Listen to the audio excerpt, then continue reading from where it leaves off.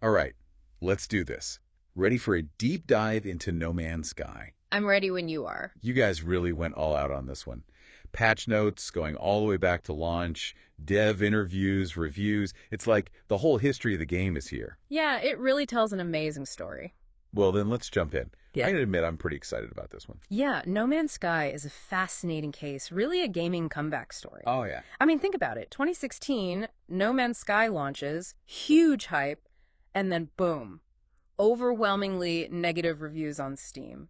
Like an asteroid hit. Ouch. Yeah, a lot of people felt let down for sure. Exactly. But here's the thing. Fast forward to 2024, same game at its core, but now very positive. Wow, that's quite a turnaround. 8 years, 27 major updates. That's almost unheard of in the gaming world. So what changed? They listened to the community. No Man's Sky is like the ultimate proof that listening to your players actually works. I mean, I'm looking at the notes here, and just this past July, the World's Part I update. They did a complete visual overhaul. Yeah. Right. Exactly. It's not just like they made it prettier. They completely reinvented how the game looks. Give me the rundown. What did they do? They brought in some seriously cutting-edge tech, realistic water, winds that interacts with everything, clouds that look like, something out of a nature documentary. Yeah. It just takes immersion to a whole new level. Hold on, back up a sec. Wind that interacts with the environment.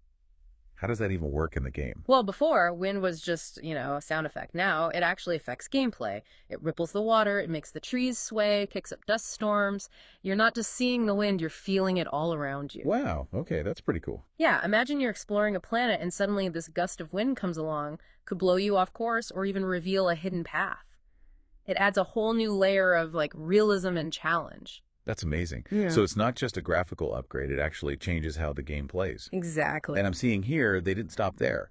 This update also expanded planetary diversity, right? Oh, absolutely. You've got floating islands with waterfalls cascading down from the sky, scorching deserts where plants have evolved to survive the heat, even worlds that are frozen solid with these crazy ice-laden trees. Each planet feels truly unique, like they really push the boundaries of what we thought was possible with procedural generation. Okay, time out for a sec.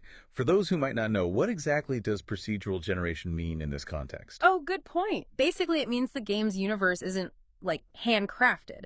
Instead, they use algorithms to create the planets, the landscapes, the creatures you encounter. It's all based on these sets of rules. So every time you land on a new planet, there's a chance no one, not even the developers, has ever seen what you're about to see. Exactly. That's insane. But, okay, hold on a sec. With all these incredible landscapes and this new tech, is there a risk No Man's Sky becomes more about just looking pretty than actual gameplay? That's a fair point. But I don't think that's the case here. I think these visual improvements actually enhance the core gameplay loop. I mean, exploration feels way more rewarding when you're surrounded by a believable, immersive environment. It's not just about seeing pretty things, it's about feeling like you're actually there. Okay, you've convinced me. And speaking of feeling like you're really there, Yeah. you are not going to believe this. The Normandy is back. Oh, The SSV Normandy SR-1 Commander Shepard ship from Mass Effect. no way. I'm serious, it's right here in the notes. What's a piece of gaming history doing in No Man's Sky? Wow, that's awesome. Hashtag TTS, the deep dive episode 2024-1124, part 2 of 3. It's more than just a cameo, though. It really shows how much No Man's Sky has impacted gaming. The Normandy coming back through this limited time beachhead expedition. It's like a shout out to when they first brought it in back in 2020. And it shows how much the developers love classic sci-fi. But this time, they've added something huge for players. They finally put in cross-save functionality. Wait, are you serious? I'm reading this right. Yeah. You mean I could start playing on my PC, then just pick it up on my Switch? Yeah. Maybe even check out the VR version later on? All the same save. Exactly. It's a big deal. It makes the game way more accessible, gives players more freedom. We're seeing this more and more in games, breaking down those walls between different platforms. So they're recognizing that players want to experience the game in different ways, on different devices, without losing progress. Right. It's like they're saying, your journey in No Man's Sky is as unique as the planets you're discovering.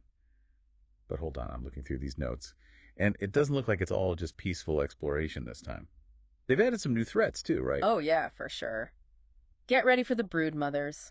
They're these giant insect queens that'll protect their young, and they're super aggressive.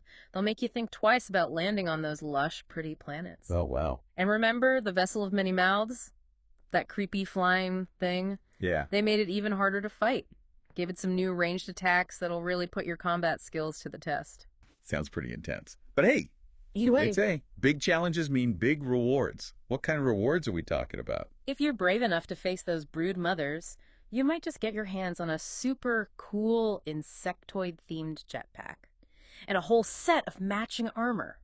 Think like chitinous plates, glowing mandibles. You'll Oh, be the most stylish exterminator in the whole galaxy. okay, that does sound kind of awesome. Well, Not all about fighting space bugs, though, right?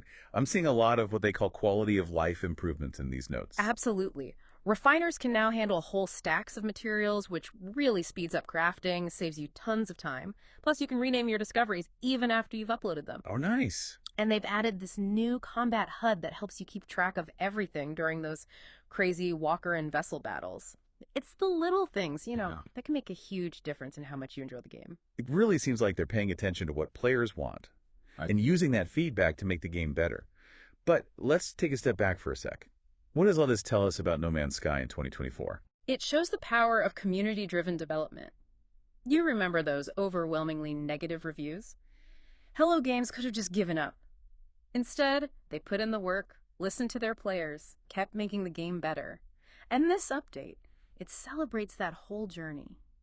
It's a perfect example of what can happen when developers and players work together. And that community spirit's alive and well in the game itself, right? I'm seeing stuff about even better multiplayer features. Definitely. No Man's Sky is a shared experience now.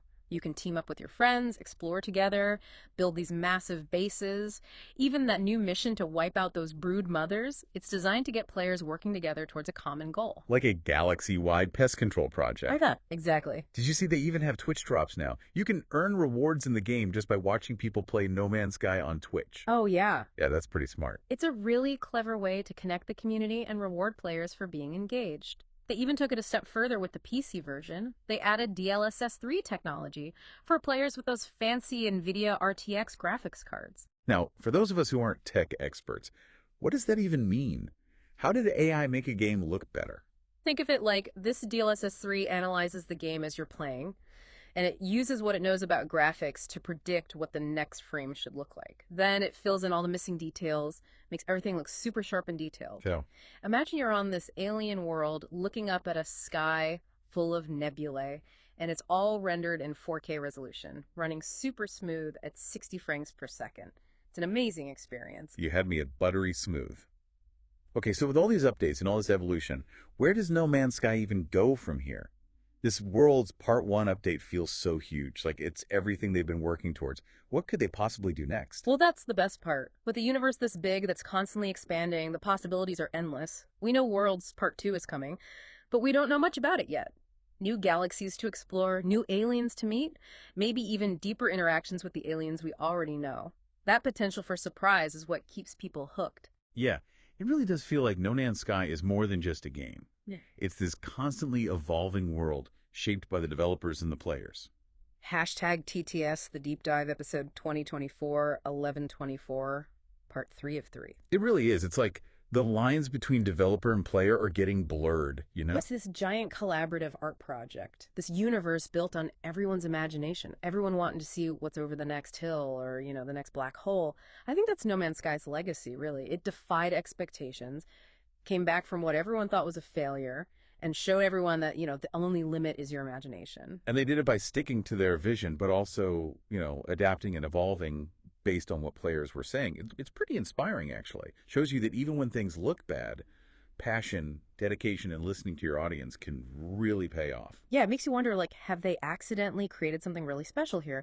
A game universe so big and dynamic that it's being shaped by, everyone, the creators and the players. It's like this ongoing conversation. And Worlds Part 1 takes that even further. Remember we talked about the Starship Fabricator upgrade?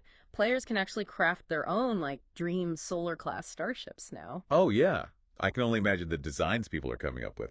It's like they're not just exploring the universe, they're putting their own mark on it, right? Exactly. It adds this whole other level of customization, of creativity. It really blurs those lines even more. Makes you wonder, has No Man's Sky become the ultimate goal of gaming? A universe so responsive it's being shaped by everyone playing it. It's a wild thought, for sure. But, all this talk about procedural generation, updates, AI, it can get a little heady. So let's bring it back down to earth. What's the one thing from all this No Man's Sky stuff that really got you excited to jump back in? For me, it's that feeling of endless possibility. Every update, every change, every new feature, it just reinforces that No Man's Sky is a universe without limits, you know? And that's super exciting.